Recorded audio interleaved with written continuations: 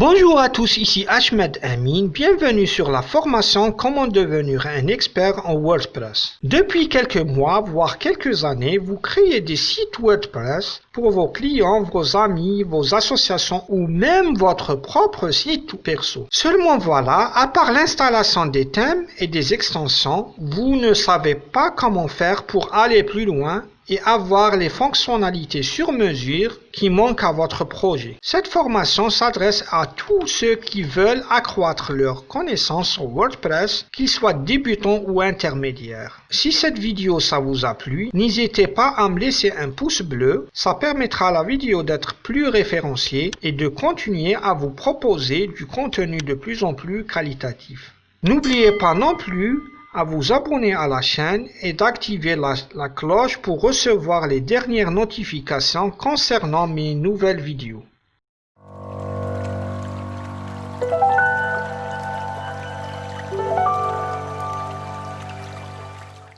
On va commencer en douceur avec une petite présentation de WordPress. Dans ce premier cours, on va voir ensemble quelques notions théoriques. C'est quoi un système de gestion de contenu? Qu'est-ce que c'est que WordPress? Son histoire? Pourquoi devrais-je l'utiliser et ses avantages? Et enfin, ce que vous allez apprendre dans cette formation. Avant de voir ce qu'est WordPress, on doit savoir ce qu'est un système de gestion de contenu. Un système de gestion de contenu, CMS, est un regroupement de logiciels qui permettent de concevoir, gérer et mettre à jour des sites web de manière dynamique. Pour qu'on puisse dire qu'un système est un CMS, il faut que ces logiciels puissent être utilisés simultanément par plusieurs individus et que ces logiciels proposent une chaîne de publication de contenu ainsi qu'une gestion séparée de la forme et du contenu. Maintenant, on peut définir ce qu'est WordPress.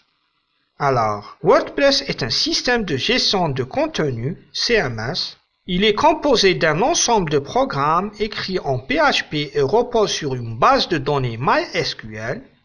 Il est distribué par la fondation WordPress.org.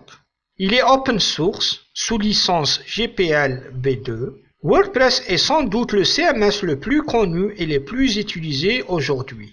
Il est gratuit et des dizaines de millions de sites web l'utilisent. Il permet la création et la gestion de différents types de sites. Site vitrine, site de vente en ligne, site applicatif, blog ou encore un portfolio. L'histoire de WordPress a commencé avec un Français nommé Michel Valdrigui. Il travaille sur un programme capable de générer des pages automatiquement pour les blogueurs. Il réussit à mettre au point sa technologie en 2001. Cette technologie ne fut autre que B2Kflog. Matt Mulvink fut le fondateur de WordPress à partir de la technologie de Michel Valdrigui. Il fut rejoint par son ami Mick Little dans le développement du logiciel. Après plusieurs mois de travail, ils lancèrent la toute première version du logiciel le 27 mai 2003, sous le nom de WordPress 0.7. Ce nom leur fut suggéré par Christiane Timolette, une amie de Mick Little. Le 3 janvier 2004, la version 1.0 de WordPress est sortie. Elle était plus prometteuse que la première. En 2004, l'arrivée des plugins avec la sortie de la version 1.2 Mengus. En 2005, WordPress 1.5 a introduit un nouveau système modulaire de thèmes. Kubrick fut le premier thème par défaut.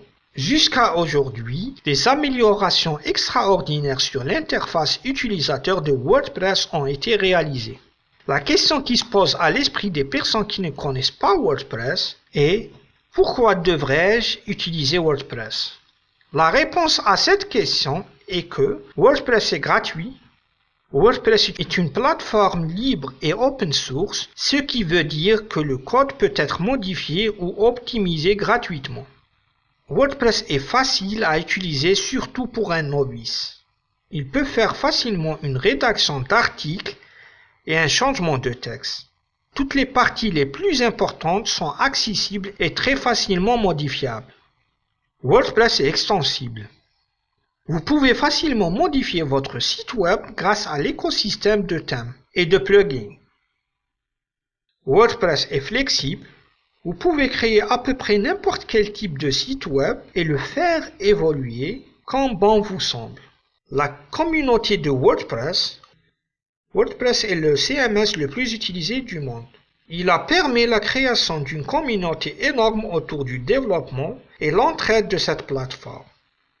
J'espère que cette petite introduction sur WordPress vous a plu. Avant de terminer, on va voir les principaux points qu'on va aborder dans cette formation. Parmi ces points, je cite comment installer XAMPP sur Ubuntu et Windows, comment installer WordPress sur localhost et sur un hébergeur online, serveur distant, comment sécuriser WordPress. On va voir aussi le tableau de bord, la barre des outils, les catégories, les articles, les étiquettes, la médiathèque, les pages, les commentaires, les widgets et les thèmes, les sauvegardes et mises à jour, les extensions, les utilisateurs, les outils importés et exportés et enfin les réglages. Si vous avez des questions, n'hésitez surtout pas en commentaire et pourquoi pas me donner des conseils.